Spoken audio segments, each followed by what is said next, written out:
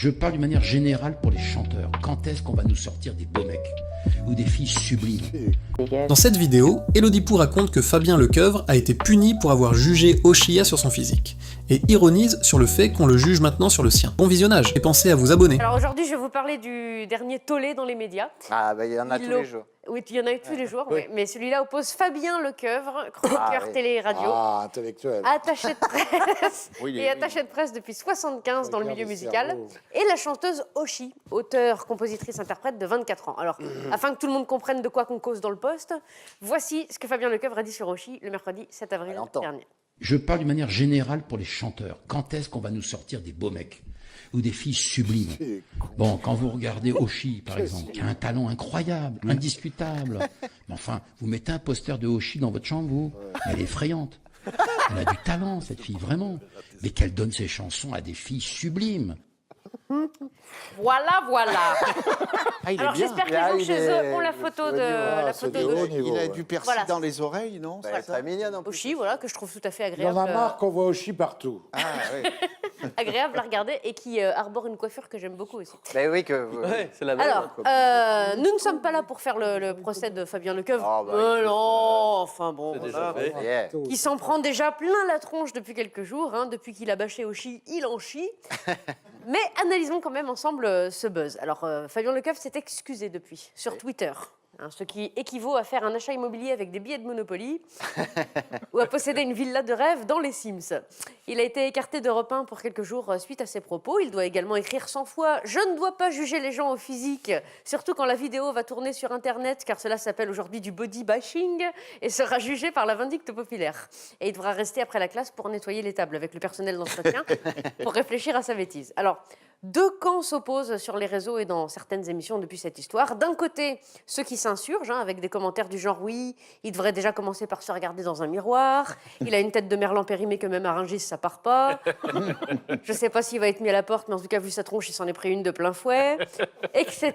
Ou « Comment punir quelqu'un qui a jugé sur le physique en le jugeant sur son physique ?» C'est vrai. De l'autre côté, le fameux « De toute façon, on peut plus rien dire », utilisé par ceux qui se sentent mal d'être d'accord avec les propos incriminés, mais qui refusent de se remettre en question. Et au milieu de tout ça, des gens qui n'ont pas suivi, qui s'en foutent, Oui, c'est ça. et qui ressentent pas le besoin irrépressible de donner leur avis, ce qui est rare en 2021. La question que pose cette situation est la suivante. Peut-on juger de la beauté d'une personne alors que la beauté est la chose la plus subjective au monde? Certaines femmes, par exemple, rendez-vous compte, sont insensibles au charme d'un Jérôme de Verdière, tandis que d'autres sont en pamoison chaque soir de revue de presse. Oui, il suffit pour le constater de lire les commentaires Facebook sur la page de Jérôme. Au hasard, Simone Titi.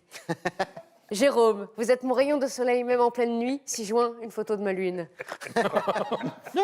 Jacqueline Rioux, de verre d'hier, de verre d'aujourd'hui, de verre demain. Jérôme, votre verre n'a d'égal que votre verre. Je vous laisse deviner la suite.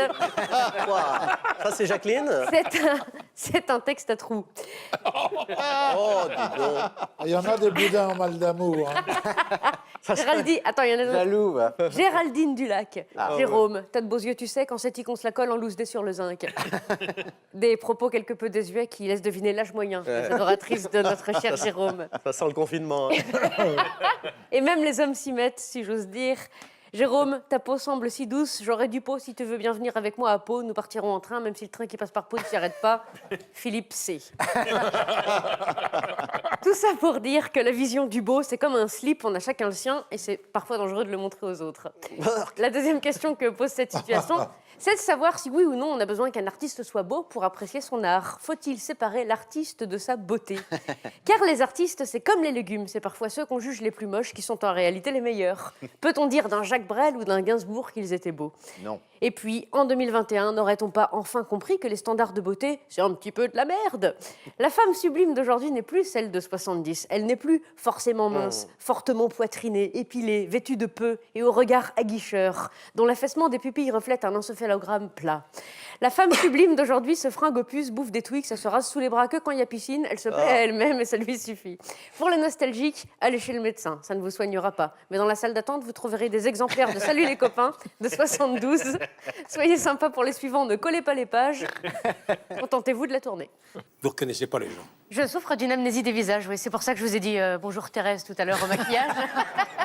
Mais j'ai révisé mes fiches, tout va bien. C'est une amnésie des visages. Alors, je crois que c'est héréditaire. Quand je suis née, mon père ne m'a pas reconnue non plus. Hein. Mais je me soigne. Je vais à des réunions. Voilà. Les prosopagnosiques anonymes. Il n'y a pas plus anonyme que nous, on ne se reconnaît pas nous. Hein, donc, c'est sympa. Alors, je vous pose une question un peu basique. Est-ce qu'on peut rire de tout aujourd'hui? Parce que vous dites dans votre spectacle qu'il faut faire attention de tout renommer aujourd'hui. C'est ça, il faut faire ce que j'appelle du néo-naming. C'est qu'il faut redonner un nouveau nom plus classe à des choses qui existaient déjà, hein, finalement. Par exemple, aujourd'hui, vous n'êtes pas cloîtré chez vous avec 3 gosses un peu relous. Vous êtes en burn-out parental. C'est pareil. Hein. D'ailleurs, vos gosses ne sont pas relous, ils sont diagnostiqués hyperactifs, avec difficulté d'acceptation de l'autorité, parce qu'ils sont HPI. Voilà. Vous avez envie de les vendre pareil sur le bon coin, mais c'est plus joli à l'oreille, c'est important. Alors, Élodie, vous êtes issue de l'éducation nationale, donc vous avez l'habitude d'un langage parallèle. Oui, j'ai souffert. Hein. Par exemple, comment le personnage de maîtresse en burn-out de votre spectacle dirait « Cet après-midi, les élèves vont à la piscine ». Cet après-midi, les élèves vont à la piscine. Alors, en maîtresse en burn-out, ça donne, en deuxième partie de journée, le groupe classe, constitué d'apprenants, se rendra en humidité intérieure pour apprendre à traverser le milieu aquatique standardisé en équilibre horizontal, en passant non pas par les vestiaires, mais par le sas d'intervertissement des slips. Des slips, c'est ça. C'est recherché. Hein. Alors, vous parlez également d'un sujet de société, ce sont les haters. Les haters. Qu'est-ce que c'est que les haters? Alors, quel magnifique accent anglais, déjà, pour commencer. J'ai travaillé. Hein. C'est les détestateurs, voilà. Alors, vous ne pouvez pas connaître parce que tout le monde vous aime. C'est les gens sur les réseaux sociaux qui commentent tout de manière négative, hein, qui envoient des méchants messages aux artistes. Alors, il y a plusieurs spécimens.